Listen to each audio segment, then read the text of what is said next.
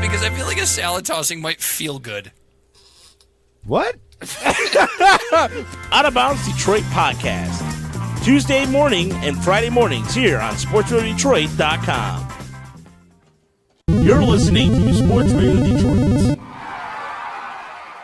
Hello, everyone. I hope you're doing well. Welcome back to the Platte NBA Minute. This is the second episode of the Platte NBA Minute right here on Sports Radio Detroit Network. I'm your host, of course, Chris Platte, at The Real Chris Platte on Twitter and Instagram if you're looking to follow. Today is a very, very special show. We are going to be talking about the Philadelphia 76ers blockbuster trade and all the other trades that have happened. And I am totally prepared for this to get you up to the minute coverage of what is currently happening in the NBA. I have a bottle of water next to me and I have my phone right next to me as well. So I am ready for this moment. This is going to be very, very fun. Now, I'm recording this, and I'm probably going to stress this multiple times during the podcast. I'm recording right now at 4:52 p.m. on Wednesday. That is Eastern time, by the way. So I just want to let you guys know that I'm going to give you up-to-the-minute coverage as this podcast goes. I'm not sure how long this is going to be. This could fluctuate depending on if I get through everything and nothing breaks, then we can end it a little bit early. But if something breaks in the middle of this podcast, then I'm going to be reacting live to it. So let's get to the discussions, shall we? First, I'm going to start by recapping the trades that happened, and then I'm going to go through a list of teams I have that are expected to be active and teams that I expect will be inactive during the trade deadline. And I'm going to try and cover as much ground as I can in this amount of time. So let's get to it. Let's start with the blockbuster trade. No reason to beat around the bush. Tobias Harris has been traded to Philadelphia. Now, Philadelphia sends Wilson Chandler, Mike Muscala, Laurie Shamet, and 2 first-round picks, Philly's own 2020 first, and the highly coveted 2021 Miami Heat unprotected first, to the Clippers in exchange for Tobias Harris. Of course, the package has to include Boban because those two are conjoined at the hip, and Mike Scott. So, quickly, I'll just give you my thoughts on this one, and then I'll get into the other trades. This, to me, is a clear move by Philly to be all in, and now they have a big four that they are determined to lock up long term and make work. So they got 2 shot creators in Jimmy Butler and Tobias Harris. Something that they desperately wanted to make the fit with Embiid and Simmons work. And so the Clippers, in this trade, they trade a guy who was going to be a free agent and most likely not in their long-term plans. He was kind of maybe like a fallback plan B scenario if they don't get a star. And they got 4 picks for him because they also got 2 second-round picks, which I actually didn't mention. So they got 2 second-round picks from Philly as well. So they turn a guy who was a free agent in about 3-4 months to now somebody who has now 4 picks. And so it was a great trade, plus a young prospect in Laurie Shamet. So it was a great trade for the Clippers because this, to me, signals their future plans of building to get a star long term. And now they want to do it via trade because they realize that as the Clippers, they might not get these guys through free agency. They might not get Anthony Davis through free agency, or they might not get Kawhi or whoever you want to talk about, whatever name you want to mention. But now they can do what they did with Blake Griffin, what Detroit did, right? Detroit couldn't get a guy like Blake Griffin's caliber through free agency. So what Detroit did was they traded for him while he was under contract with another team. So that's what I love this move for the Clippers because all year I've been pessimistic on just figuring out who they're going to get and if they will get somebody.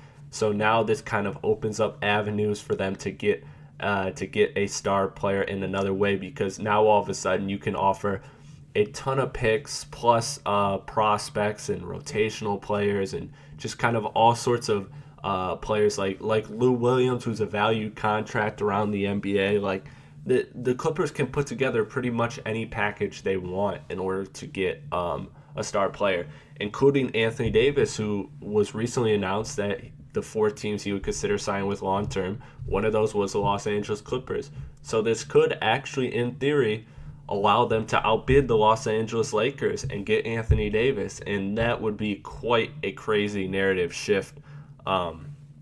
Sorry, I was looking at my phone that there was something that just broke. It's not a trade, it's just a rumor, but we'll get to that when we get to that. So, yeah, so I like this trade for both sides. Philly also, to me, has increased their chances of getting a buyout candidate because they are now looking more and more legit as we speak. Their title odds in Vegas jumped, and they are now 10-1. They got a really, really good team now. That team was kind of had some question marks around it. People were questioning the Jimmy fit, but now with this trade, it shows they're all in. It shows they're committed to winning. So guys like Wes Matthews, other buyout guys who I'll get to at the end of this podcast, those are all players who I think are now more interested in playing for Philly than they were originally. The questions I have left, though, from this trade are, is Philly done now? Could they trade Fultz for another immediate piece because they really don't have a lot of depth now, so they're really, really counting on the buyout market. They could trade Fultz and Amir for Taurean Prince and Dwayne Dedmon. That would be a nice pickup for Philly. Maybe Philly throws in a protected first and gets Alec Burks or Courtney Lee or Courtney Lee for Fultz, or Fultz for Mirotic or Randall, or Fultz for TJ Warren. Something out there that gets that once again upgrades their roster. Just because their window is so focused on winning now, I could see them now looking to want to get off Fultz's contract and really just make a run this season at the title, and say, look, we might not be the deepest team, but we can put together the best six players. If you want that, we can put together the best 6 players in the league, or one of the best six-man rotations in the league. And when playoffs come, rotations get shrink down to like 7, 8, 9 guys at the most. So with that being said, if they can get a couple guys on the buyout market and maybe flip Fultz for a guy who can contribute right now, that would be a great look for Philly. So I'm wondering if Fultz gets traded. The other thing is, I wonder how this affects Toronto, Boston, and Milwaukee. Are they more aggressive? Now, Milwaukee and Toronto have made trades. Toronto's was very small. Milwaukee's was relatively small as well. Could be a little bit impactful, but I don't expect to be too impactful. Boston, again, who knows with AD. Maybe now does Sacramento, because that last West playoff spot, who the Clippers are currently holding on to, they're now going to fall out of contention. And so does Sacramento decide to buy to ensure that they get that final spot over the Lakers? These are all questions that I have from this trade that I think will be very, very interesting. And also, will the Clippers start to move other guys like Pat Beverly, Lou Williams, and sell other assets? I don't think so, because I think they see these pieces as complementary pieces to a star or stars, whoever it comes to Los Angeles. But with that being said, if they get blown away by an offer, I expect them to fully make a move. But for the most part, I expect the Clippers to stand pat. They're not going to totally blow it up because they do like a lot of their pieces. Okay, so the next trade. This one was real quick. Stanley Johnson for Thon Maker, straight up. I like this for both sides. I like Stanley's versatility defensively. And I've been one of the few people in Detroit that believes in him. I didn't believe in him in Detroit. I believe that, for the last couple years now, he's just needed to change his scenery, and that he'll be one of those players that Detroit fans will be salty at 3 years down the line when he looks pretty solid. So I believe in Stanley. I think he's a plus defender. He fits in Milwaukee's system. He's a guy who can be in the rotation at the very end of the rotation, give a few minutes. And in return, Detroit gets Thon Maker, who's got one more extra year on his rookie deal.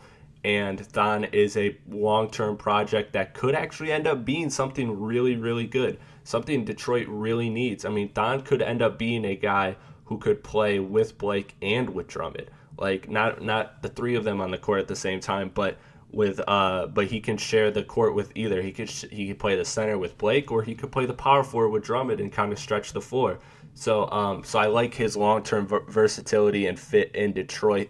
And Stanley Johnson was, the Pistons weren't going to pick up the qualifying offer on Stanley anyways. So I really, really think that that Stanley in Detroit was over with as soon as this season was over. And as a result, they turned something that wasn't an asset at all into an asset. So I like it for both sides. I really, really like this trade. It's a small trade. Is Thon going to be the star that everybody thought he could be, a couple years ago? Maybe he's a very, very long-term project. But even if he's not, even if he's a serviceable rotation player, Detroit made a great move. They turned nothing into something. So I like this trade for Detroit, actually. And of course, as well as Milwaukee too, because they get a player who's disgruntled and needs a new opportunity, and I think will really benefit from a change of scenery. All right, so the other trade, this one's really small. Toronto just basically wanted to free up a roster spot and cap space. So what they did is they traded Mikal Richardson and a 2022 second-round draft pick, and also Amir Predzik's draft rights, I should say, to Philly for cash. So it's just basically for Toronto to kind of save some money and free up a spot on their roster. So we'll see what that leads to in the buyout market, or whether it's just straight up saving money. It could be both. The Suns traded Ryan Anderson to the Heat for Tyler Johnson and Wayne Ellington. Wayne Ellington, I'm now reading the report that he is expected to be bought out. So with that being said, he can join a contender. He's another player to add to the buyout market, which is going to be stacked. So, I question that move for Phoenix personally, because Tyler Johnson, I don't see him as an asset, not at the price that he's being paid.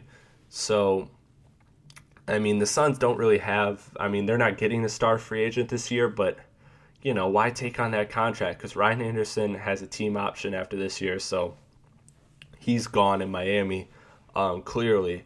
So this was a great move for the Heat. They got some financial flexibility a little bit earlier than they would have. So I like it for Miami. For Phoenix, doesn't really make too much sense for me, but it also doesn't really affect the long-term plans that the Phoenix Suns have. So I guess it's kind of a neutral thing for Phoenix, but I like it for Miami.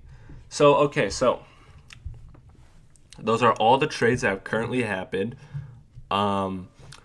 Let's talk about Anthony Davis, the biggest block that's yet to be moved here in the trade deadline. So the Pelicans haven't responded to the Lakers' most recent offer. Boston also, it came out, has assured that Tatum is the centerpiece of trade talks, and they've actually had pretty serious trade talks, Boston and New Orleans. So my feeling was before today that AD would make it to the Lakers just because he wants to be there so bad and he's doing everything he can. And the Lakers are desperate, and I expected them to at the last minute, and maybe they still will at this trade deadline. They'll offer whatever they can. They'll offer as many picks and as many. They'll do the ultimate Godfather offer, not the Godfather 3 offer as everybody's referring to their current offer. But yeah, so I thought that would be enough at the end of the day. But now that we know for sure, or New Orleans at least knows for sure, that Tatum is gettable, I think that really just totally eliminates LA, because Tatum to me is a better prospect than anyone that the Lakers can offer by a long shot. I'm starting to sour on Brandon Ingram. I think he'll be a good player long term, but I'm not really sold on him. To me, Tatum's a guy who can be, a leading scorer in the NBA. Like, he can win the scoring title in the NBA. That's what I see his ceiling as, an MVP candidate. And I'm not sure Brandon Ingram is that, or will be that. I'm just more confident in Tatum at this point long term. So So it makes sense for New Orleans why they're holding out now. But who knows if the Lakers throw that last minute offer where they offer every first, every second round, every young player, every prospect, that's still a very good deal for Anthony Davis. And especially if one of those picks is because of the stipend rule, it's 8 years down the line. And if it's 8 years down the line, Davis at that point is 33, who has injury history. LeBron is presumably long gone at that point. Who knows what that pick could be, So to me, it holds some interest. It holds some long-term value. So I don't think that the Lakers' offer is necessarily terrible. I think they're offering pretty much the best offer they can, and the simple matter is, though, Boston can put together a better package, and that's what we've all said from the start of this AD discussion, and we'll continue to say. So I guess we'll just have to stay tuned. But my thoughts are now that this drags out to the offseason. So with Anthony Davis out of the way, let's kind of break this down into tiers. So I made a list of the teams that I still suspect to make a move that aren't done yet. And then I have a group of teams that are inactive. So I pretty much excluded all of the teams that have made move within the last 24 hours. So all of these teams that we just previously mentioned, except for New Orleans, because they're obviously sellers. But here we go. So we'll start with the teams I suspect to make a move. First things first, the Houston Rockets. Now, they have asked about Cleveland guard Alec Burks, but they could wait for the buyout market as well. They're a team that's definitely going to be heavily active in the buyout market, but they're also willing to trade their picks and get a player now if they can. So they've also been reportedly talking with Memphis on a potential Brandon Knight, Marquise Chris, and a pick for Garrett Temple and JaMychal Green. I like that trade. I like the idea of that trade a lot for Houston. That makes some very, very good sense for Houston. I like that deal a lot for them. We'll see, though. Daryl Morey's going to pull off something, though, I suspect. Okay, obviously, the Pelicans, they're either going to move AD or they won't, but they're more than likely going to move Mirotic and Randall. Now, what I'm hearing currently is that teams aren't willing to part a first-round pick for Mirotic or Randall. So more than likely, those guys could be dealt for a second-round pick. I don't think the Pelicans will buy them out. I think the Pelicans will, at the end of the day, push comes to shove, trade Mirotic and Randall for second-round picks because second-round picks are better than nothing. So I think they'll do that. But either way, I think Mirotic and or Randall will find a new home by the time this trade deadline is over. Atlanta, I think they're trying to move Kent Bazemore, Taurean Prince, Dwayne Dedmon. I like all three of these players on the right team. So to me, again, Houston makes a lot of sense. Philly makes a lot of sense. There's a lot of teams that could make these guys very interesting and fit very well. And so I fully suspect Dwayne Dedmon to be on the buyout market if he doesn't get traded. Kent Bazemore, maybe his contract situation is a little bit trickier, so I doubt it, but it's possible. Taurean Prince is a low cost 2-year asset at $2 million each year. So he's most likely going to stay if he doesn't get moved at the deadline. But those are players I suspect are being shopped aggressively. Cleveland, multiple teams have inquired about Burks. I'll get to the other teams later. Potentially other players could be on the move, but most likely just Burks will be moved. OKC wants a backup wing, so they're pursuing Burks. So once again, Burks seems to be a hot name with Houston and OKC competing for him so far, as well as maybe some other teams are looking at him as well. Utah, they are pursuing Conley, but to me personally, and this comes from a Pistons fan, who the Pistons were heavily involved in talks with Mike Conley as of 24 hours ago. It was a 2-man race between Detroit and Utah for Mike Conley, and Detroit kind of bowed out because that price seems steep. Memphis reportedly wants multiple first-round picks as well as young prospects.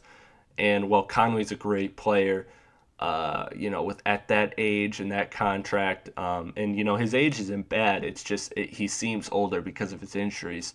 So I should say his health history and his contract make him, to me, a great move for the right team. But so I like it for Utah. But if Utah has to give up, 2 firsts and maybe a second and a guy like Dante Exum, that to me is just a little bit too steep of a price for Mike Conley. And obviously they'd have to give more for filler. But anyways, I digress.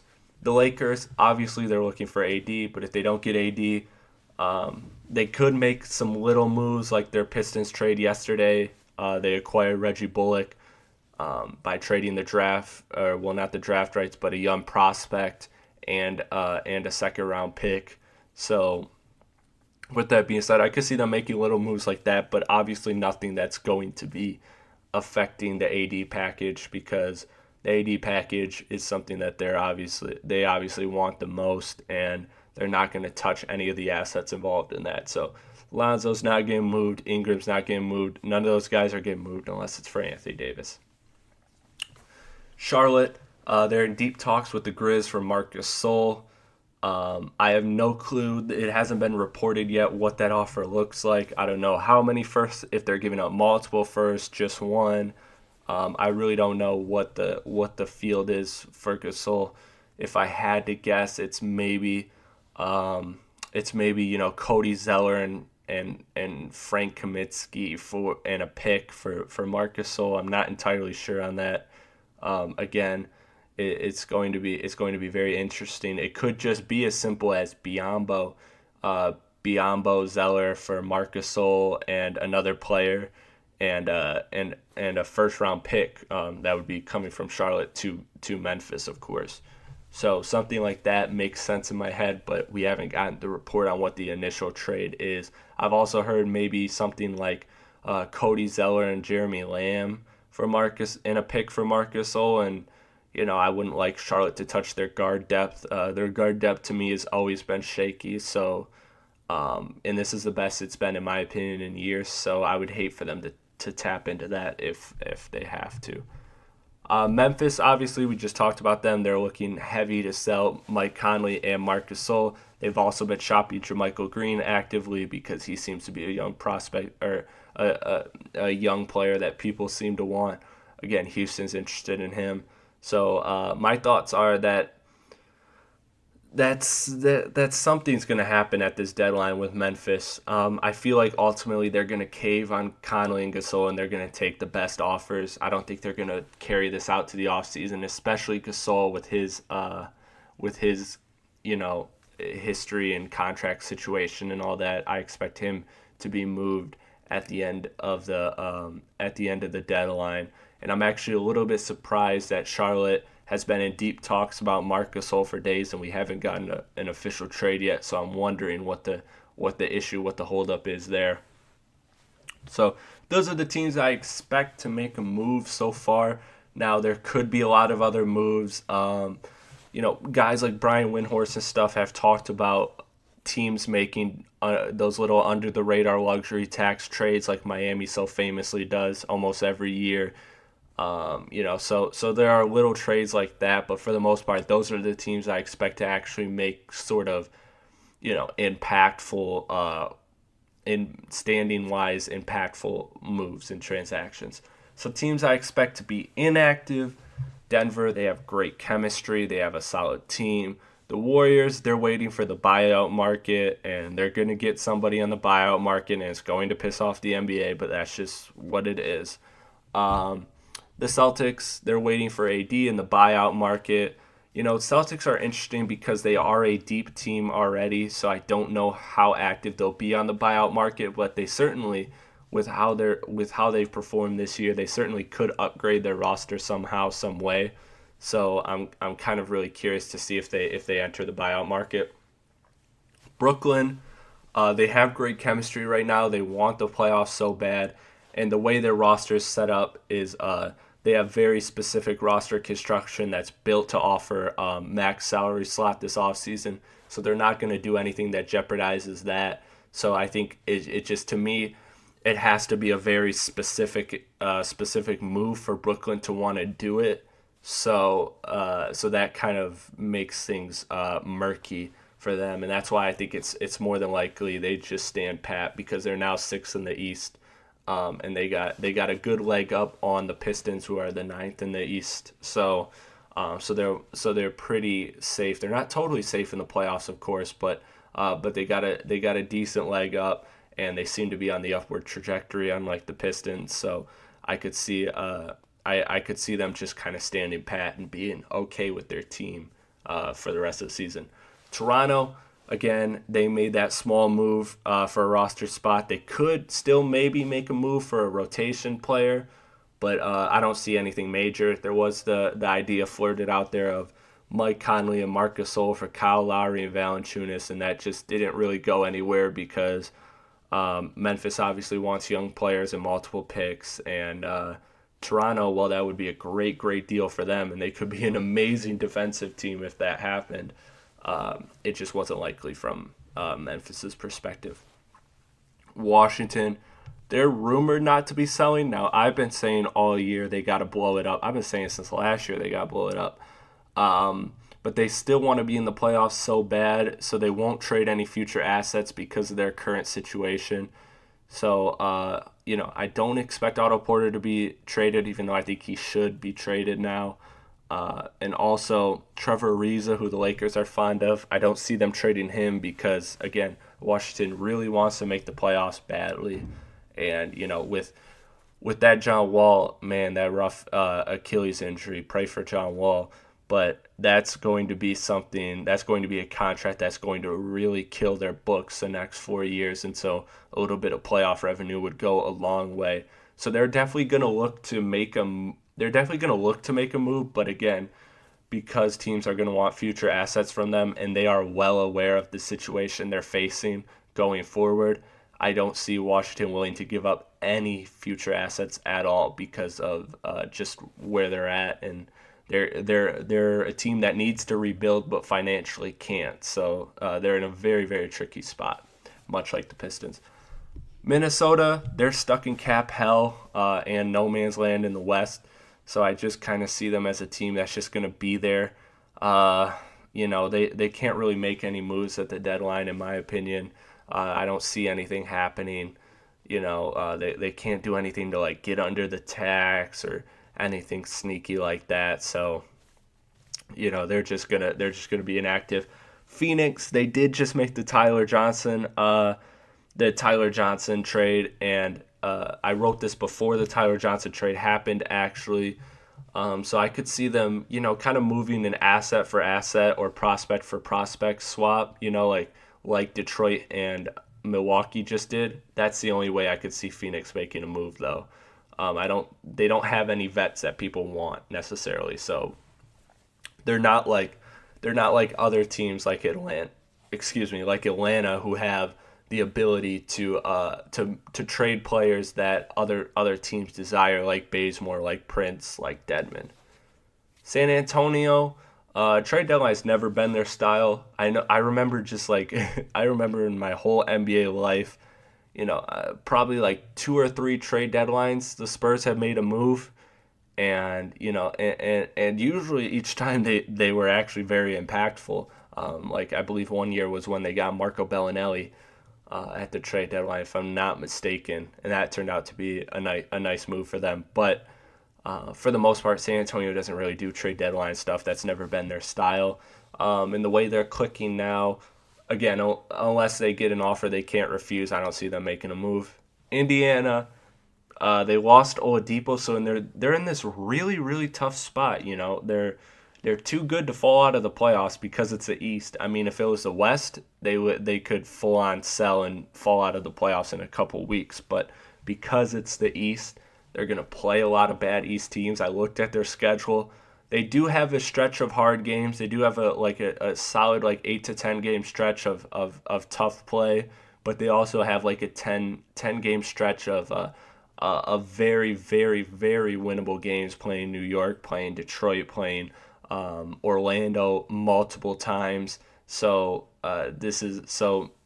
Indiana's in a position where I think they'll lose, and they'll probably lose some ground in the standings, but they won't lose enough to fall out of the playoffs. So with that being said, they're not gonna buy and acquire players that are gonna help them in this playoff season, because I think no matter who they face in the playoffs, unless it's like somehow they get matched up against like Brooklyn or Miami, Indiana's most likely going to be out in the first round, especially if they fall to the bottom 5 and they have to play Toronto, Milwaukee, Boston, or Philly. So they're not gonna jeopardize their future to get good now because of Oladipo's injury, and they're not gonna sell because they can't fall far enough out of the playoffs. They're just gonna ride this season the best they can and see how things turn out, and hopefully things turn out for them, because that's a tragic injury for Victor Oladipo, and I hope that he makes a full recovery and that the franchise, I feel for them as a team that just really, really wants to win basketball games. They felt like they could do something last year in the playoffs, and they almost did. And this year they felt like they could, for sure make it out of the first round. Maybe, just maybe, if things broke right, make it to the conference finals. But now obviously that's shot with Victor's injury, so it's an unfortunate situation for them. The last team that I expect to be inactive is Orlando. Now, they could move Terrence Ross, but from what I've heard from multiple sources around the league, Terrence Ross and his interest has just drastically dropped. A lot of teams are very skeptical that he can do what he's doing now in the playoffs, even in a reduced role and against second units. I still think he's not going to be as impactful in the playoffs as people think. So he might end up just being bought out after the deadline if Orlando chooses to tank. They could move Vucevic. I've been wanting them to move Vucevic because he's clearly an asset. They could clearly get something back for him, but I just don't see the market for him. I wanted him to go to LA, but that was before the AD stuff happened, so now there's no way he's going to LA, just because LA won't offer like a pick or anything, because they need all the picks they can get for this AD deal. So, with that being said, I don't see Vucevic moving anywhere. But I would love to see him, like in some wacko world. What if, if Philly trades Fultz for Vucevic and he buys into being this like Enes Kanter 3.0, 5.0, where he just demolishes second units, and then Philly has just this top 6 of sheer talent. They would have a top 6 of Ben Simmons, Joel Embiid, Jimmy Butler, Tobias, JJ Redick, and Vucevic. That is a monster 6-man rotation. And then plus, you get 1 or 2 guys on the buyout market, and all of a sudden, you got a team that on like paper, talent-wise, can compete with any team in the league pretty much. So if Philly's really willing to go all in, Orlando could get, Fultz, who's a guy who is at his lowest value. You're buying him at his lowest value. I don't think his value can get really any worse unless he just straight up plays himself out of the NBA, which is a possibility. But I don't think his value can really go any lower at this point. So Orlando's desperate for a point guard. I'd love to see him go to Detroit if that could happen. But I looked at it today. Detroit just doesn't really have the assets that Philly would want in a trade. So I don't see that happening. So maybe Orlando could do something sneaky like that, or send Vucevic. Maybe Milwaukee comes calling, and Vucevic and Lopez. Then you got 48 minutes of 3-point bombing centers, and that's a good move. But it depends on what you give up there. It gets kind of tricky. Like, do you give up like Snell and a first for Vucevic? I don't know. I don't know if I would do that if I'm Milwaukee, especially with how great things have played this year. I probably would, but is that worth it for Orlando? I don't really think so, especially because Snell's contract extends a few years. So I don't know. Vucevic is just a tough player. Like, he's one of those players that is too good to be bought out. Like, I really don't see, unless Orlando's committed to tanking, I don't see Orlando buying him out if he doesn't get dealt.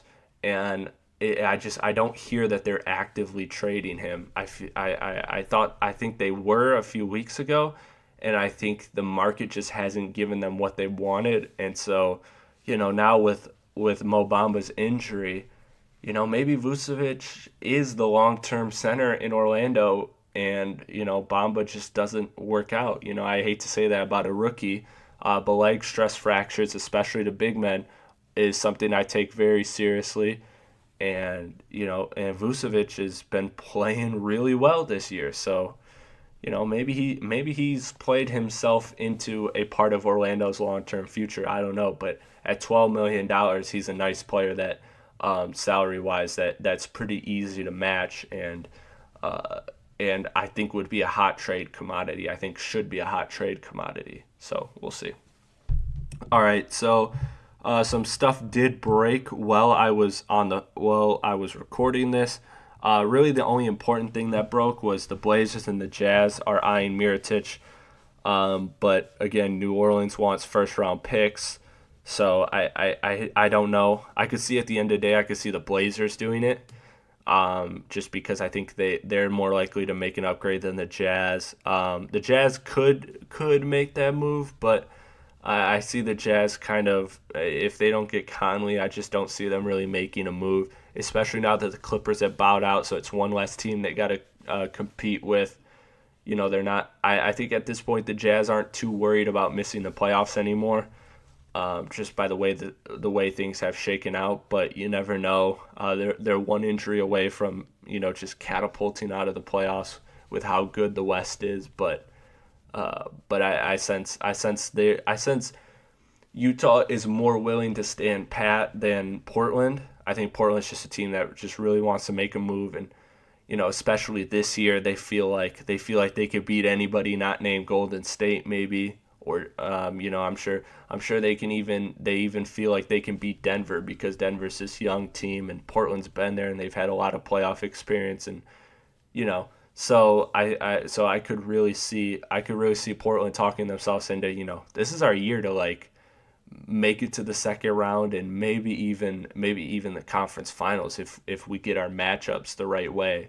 So we'll see what happens with Portland. But that's my thoughts on Mirotic as far as what's currently going on. Nothing else really of substance broke. Again, no news on where Wayne Ellington will go. That will kind of be determined once the trade deadline is passed and the buyout markets are. Then at that point, everybody knows the teams that did make moves and didn't make moves, and it kind of clears up. So while we're talking about the buyouts, let's talk about the buyout candidates and then get out of here, unless some other major news breaks. So these are guys that I assume will be bought out or have a good chance of being bought out. So Robin Lopez of the Bulls, DeAndre Jordan of the Knicks, Nico Mirotic, if he doesn't get traded, he'll definitely get bought out, I think. Wes Matthews is a very, very likely buyout candidate. J.R. Smith could get bought out in Cleveland.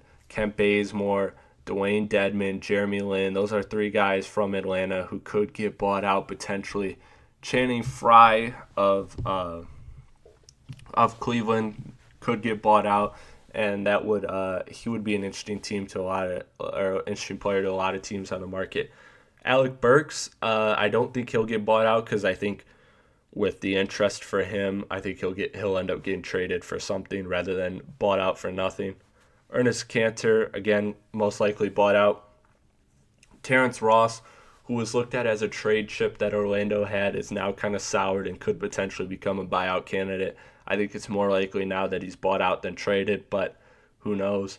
Jamal Crawford, he's in Phoenix, but I don't see him getting bought out unless he's guaranteed a job somewhere. And, this summer I thought he was going to get a lot more offers than he did. And the fact that he didn't really get as many offers as he was looking for, it tells me maybe the NBA is just kind of soured on Crawford at this point. So he could potentially just stay in Phoenix, and I think that's actually the more likely scenario. Trevor Ariza, again, I stated, is most likely to stay in Washington because they believe they can make the playoffs delusionally. So I guess he'll stay there. Zach Randolph, he could be a great player, a great contributing role player on a number of playoff-bound teams. So I really hope he gets bought out and he gets to go to a winning situation. Jabari Parker, that experiment in Chicago just has gone terribly, terribly wrong since like the second week of the season. So he'll most likely get bought out because I don't see anybody trading for him. Omar Caspi, he's making the minimum right now in Memphis, so he'll most likely get bought out as well, and be a guy who can help a playoff team and be a rotational player. So those are all guys that I expect to see on the buyout market. Let me know what you guys think. Again, the time is 5:33 p.m. as I'm finishing this podcast. So just to let you guys know, in case something breaks in between the time this is done and the time this is up. Oh, hold on a minute. Woj has tweeted, there's a real possibility he's played it. Markelle Fultz has played his last game with the Sixers. The Hawks and the Magic have asked about Fultz. So maybe one of my theories is right. Maybe Fultz does get moved to Atlanta or to Orlando, like I suggested. Would you look at that? Sometimes I'm right. That's I like that. I think Fultz needs a new start, and Philly should go all in because Fultz isn't going to contribute on this year's playoff team. So, he's a bench player right now, and he's probably, based on the talent on their roster, somebody who would play. I wouldn't expect him to play because of just that whole mess that he has going on in Philly. And I should say they have, because it's more than one-sided, definitely. So anyways, I'll wrap it up there. Once again, it is 5:35 p.m. Eastern Time on Wednesday as I am finishing recording this. I am your host, Chris Platte. This is the Platte NBA Minute right here on Sports Radio Detroit. Be sure to check out all our other content we have going, and I'm sure there will be more trade deadline content that is being pushed out as the deadline approaches. We are now less than 24 hours away, and I am totally, totally excited. And for those of you that like this podcast, please, please, please check out tomorrow. I myself, Chris Platte, will be live on Instagram. That's @RealChrisPlatte from 2:15 p.m.